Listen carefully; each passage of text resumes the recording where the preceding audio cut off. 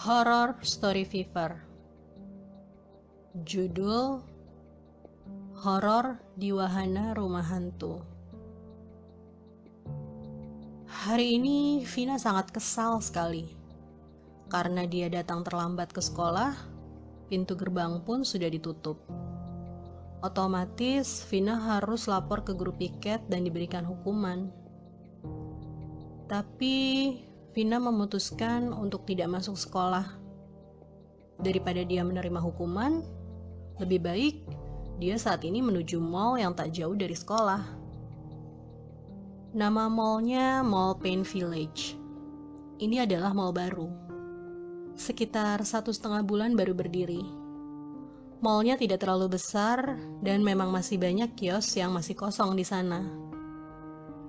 Tetapi saat ini masih terlalu pagi, jam 8.30. Jam operasional mall pun masih belum buka.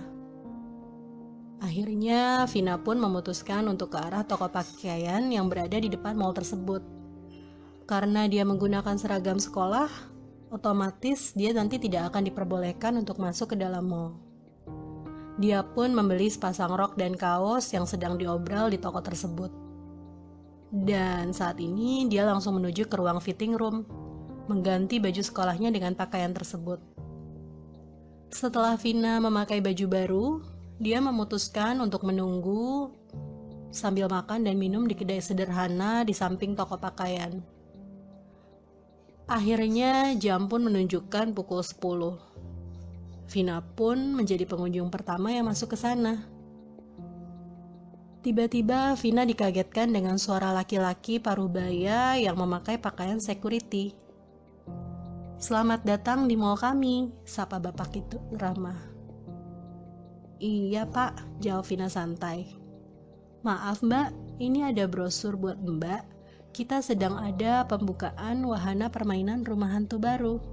Tepatnya ada di lantai atas gedung ini," ucap bapak tadi sambil memberikan brosur kepada Vina. "Terima kasih ya pak," jawab Vina. Vina pun berkeliling-keliling mall, melihat-lihat semua area yang berada di sana. Vina sangat kecewa. Kondisi mall tersebut sangat sepi, membuat mall kelihatan tidak menarik. Hampir saja dia memutuskan untuk keluar mall. Tiba-tiba Vina melihat brosur yang ada di tangannya. Horor Wahana Rumah Hantu. Dengan gambar hantu Indonesia seperti suster nyesot, pocong berada di background gambarnya. Menarik, pikir Vina. Lalu Vina pun memutuskan untuk menaiki lift menuju ke area wahana permainan tersebut. Ternyata setelah pintu lift terbuka, benar kata Pak Security tadi, area wahana tersebut sangat besar. Bahkan satu lantai ini betul-betul dipergunakan untuk wahana tersebut. Belum lagi dekorasi di luarnya saja sudah menyeramkan, membuat bulu kuduk Vina langsung menggigil ketika berada di sana. "Selamat datang kak," sapa gadis berambut pendek sebahu dengan seragam gadis desa berpakaian kebaya.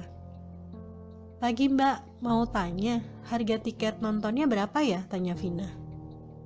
"Karena kakak pengunjung pertama, kami ada promosi gratis untuk kakak. Ini tiketnya," jawab gadis itu. Asyik, dalam hati Vina kegirangan karena mendapat tiket gratis hari itu. Akhirnya Vina pun mulai memasuki area wahana. Area pertama, dia mulai masuk dari pintu seperti gua. Saat berada di pintu lainnya, suasananya menjadi sangat gelap. Bau pun sangat menyengat di ruangan ini. Keren banget, dramatis, pikir Vina. Vina pun terus melangkah. Tiba-tiba di kejauhan, dia melihat ada kursi goyang yang bergerak sendiri. Krek, krek, bunyi kursi tadi.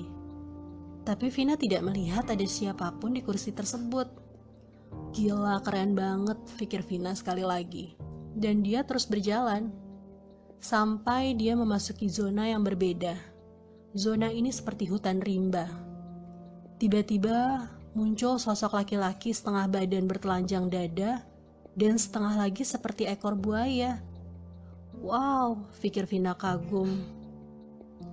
Vina terus berjalan ke zona yang berbeda. Di sini tampak seperti kuburan massal. Suara teriakan, lengkingan, terdengar jelas. Bahkan Vina melihat ada jari-jari yang bergerak dari bawah tanah. Dan ada manusia seperti tengkorak yang berjalan menuju ke arah Vina. Aduh, tambah serem aja sini wahana, pikir Vina dalam hati. Vina pun agak sedikit berlari, menghindari manusia tengkorak tersebut. Dan akhirnya Vina memasuki zona rumah tua. Di situ ada ruang keluarga dengan kursi sofa, ada bapak, ibu, anak laki-laki, dan perempuan sedang duduk. Tapi yang mengherankan, mereka duduk dengan tubuh tanpa kepala. Adrenalin Vina sangat diuji di wahana ini. Tetapi Vina menilai atraksi semua pengisi acara di wahana ini sangat total, bahkan terlihat seperti sungguhan. Vina terus mencari di mana pintu keluar wahana ini. Sampai Vina melihat cahaya terang.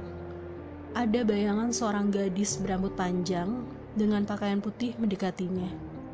Keluar, keluar, ucap gadis berbaju putih tersebut sambil menunjukkan arah pintu keluar.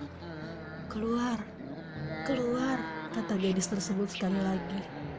Tiba-tiba Vina merasa ada yang berusaha mencekik lehernya. Tangannya besar dan kuat. Saat Vina melihat ke belakang, wajah laki-laki botak penuh darah memelototinya. Vina berusaha melepas cekikan tersebut dan keluar ke arah pintu di arah cahaya tersebut. Saat keluar dari pintu, Vina jatuh dan membuat dia tidak sadarkan diri. Beberapa menit kemudian, Vina pun akhirnya sadar.